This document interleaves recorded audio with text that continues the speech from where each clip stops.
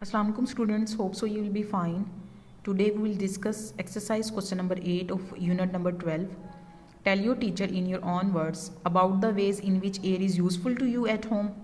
How is it used? What machines need it to run? आपने घर में notice करना है, ऑब्जर्व करना है कि आप एयर किन किन कामों के लिए यूज़ करते हो और किस तरह यूज़ करते हो. आपने वो वेज फाइंड आउट करने हैं जिसमें आप लोग क्या करते हो, एयर को यूज़ करते हो डिफरेंट पर्पसेस के लिए. Okay, what machines need it to run, और आपने उन मशीन्स के नाम भी फाइंड आउट करने हैं, ऑब्जर्व करना है मशीन्स को जो कि एयर को यूज़ करते हुए अपना काम करती हैं. ठीक है. नेक्स्ट है the gases in the atmosphere and how they are useful. और आपने गैसेस, जैसा कि हमने कुछ गैसेस पीछे भी पढ़ी हैं, कार्बन डाइऑक्साइड, ऑक्सीजन और कुछ माइनर गैसेस भी हैं. ठीक है. ये गैसेस एटमॉस्फेयर में प्रेजेंट होती हैं और इनके क्या क्या यूजेस हैं ये भी हम लोग पढ़ चुके हैं. ठीक है. लेकिन आपने इन्हें अपनी वर्डिंग में एक्सप्लेन करना है. Next question number 9. Draw and label your own diagram to show the different layers of the atmosphere. If you had to put a bird in one of the layers, where would you put it, why. आपने ये given space में layer of the atmosphere को draw करना है. ठीक है. जैसा कि हमने पहले भी डिस्कस किया है कि एटमॉस्फेयर को 5 लेयर्स में डिवाइड किया जाता है. The first one is troposphere, stratosphere, mesosphere, thermosphere and exosphere. और हमने ये भी डिस्कस किया है कि हर लेयर की अपनी अपनी स्पेसिफिसिटी है. जैसे कि हमारे वेदर्स जो हैं वो प्रेजेंट होते हैं ट्रोपोस्फेयर में, और जो ओजोन लेयर है वो प्रेजेंट होती है स्ट्रेटोस्फेयर में. तो आपने ये खुद फाइंड आउट करना है कि if you had to put a bird in one of the layer, कि अगर आपको बर्ड जो हैं वो किसी एक लेयर में पुट करने पड़े, where would you put it, why. ठीक है.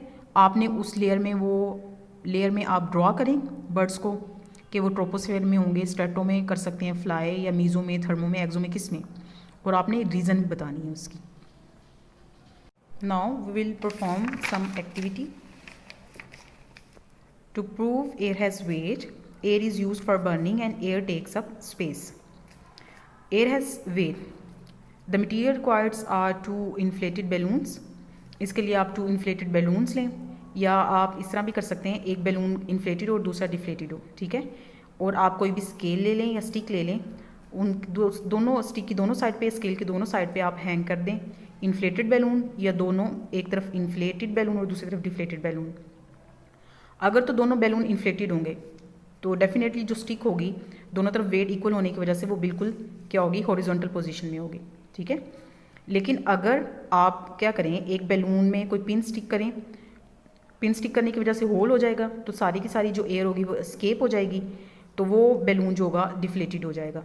तो डिफ्लेटेड बैलून जो होगा उस साइड पे, स्टिक की उस साइड पे जहाँ पे डिफ्लेटेड बैलून हैंग होगा, वहाँ पे क्या हो जाएगा, वेट कम हो जाएगा. और जो स्टिक की दूसरी साइड होगी जहाँ पे इन्फ्लेटेड बैलून हैंग होगा वो डाउनवर्ड होगा, लाइक दिस. जैसा कि हमने पहले भी देखा था कि वो इस तरह जो होगा डाउनवर्ड होगा. ठीक है. तो ये बात प्रूव करती है कि एयर हैज़ मैस और वेट. ठीक है. नेक्स्ट एक्टिविटी में बेसिकली हम प्रूव करेंगे air is used for burning. इसके लिए हमने पहले भी डिस्कस किया था. जैसे कि मेरे पास बाउल ऑफ वाटर और एम्प्टी ग्लास अवेलेबल है. अब देखिए ये ग्लास एम्प्टी है, बाहर तो अगर हम देखें तो इसमें कुछ भी नहीं है, लेकिन इसमें एयर प्रेजेंट है. तो सबसे पहले तो हम इसको इन्वर्टेड फॉर्म में इसके अंदर वाटर के अंदर डिप करेंगे, तो हम देखेंगे कि ग्लास के अंदर जो पानी है वो फिल होता है या नहीं होता. ठीक है. अगर हम देखें, ये देखें इस तरह, ये इसके अंदर एयर फिल है. अगर हम इसको इस तरह रखते हैं, तो अगर हम इसको देखें तो वाटर जो है वो इसके अंदर फिल नहीं होता. अगर हम लोग इसको थोड़ा सा टिल्ट करते हैं इस तरह करके, और अगर आप यूँ देखें तो उसके अंदर क्या होता है, वाटर फिल हो जाता है. अब इसकी रीज़न क्या है कि पहले तो इसके अंदर प्रेजेंट थी एयर. अब एयर की वजह से डेफिनेटली एयर प्रेजेंट थी. जब हम इसको इस तरह करके रखते हैं तो वो वाटर अंदर मूव नहीं करता, क्योंकि air also has weight, mass and also occupy some space. अब अंदर तो स्पेस नहीं है क्योंकि स्पेस तो एयर ने कवर की हुई है, इस वजह से वाटर अंदर मूव नहीं करता, ये फिल नहीं होता ग्लास के अंदर. लेकिन जैसे हम इसको थोड़ा सा टिल्ट करते हैं तो एयर इसके अंदर से रिमूव होती है, तो वाटर क्या होता है, वो ग्लास के अंदर फिल हो जाता है.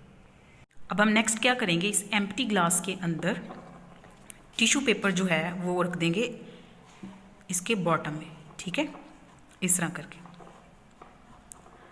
अब हम क्या करेंगे, इस एम्प्टी ग्लास को हमने अगेन डिप करना है वाटर के अंदर, ठीक है। अब हमने इसको वाटर के अंदर डिप किया, हमने इसको टिल्ट नहीं करेंगे, हम इसको इसी तरह एग्जैक्ट इसी तरह हम उसको दोबारा निकाल लेंगे। अब हम इसको चेक करेंगे, अगर आप देखें तो आपको टिश्यू पेपर कहीं से भी वेट नज़र नहीं आएगा, बल्कि वो ड्राई है। क्यों ड्राई है? क्योंकि वाटर इसके अंदर, ग्लास के अंदर एंटर ही नहीं हुआ था। वो क्यों एंटर नहीं हुआ था? क्योंकि डेफिनेटली ग्लास के अंदर क्या चीज़ प्रेजेंट थी? एयर प्रेजेंट थी। एयर ने क्या किया हुआ था? स्पेस ऑक्यूपाई की हुई थी, जिसकी वजह से मज़ीद एयर अवेलेबल ही नहीं थी वाटर के लिए कि वाटर इसके अंदर फिल हो जाता, ठीक है। अगर हम इसको एक्सपेरिमेंटली यूँ हम इसको टिल्ट करके देखें तो अगर आप देखें तो आपको नज़र आएगा कि वाटर जो है वो ग्लास के अंदर एंटर हो गया है और ये जो टिश्यू पेपर है वो भी अंदर से क्या हो गया है? वेट हो गया है। तो ये चीज़ प्रूव करती है air takes up space. Okay student, hope so you will enjoy. Thank you for listening.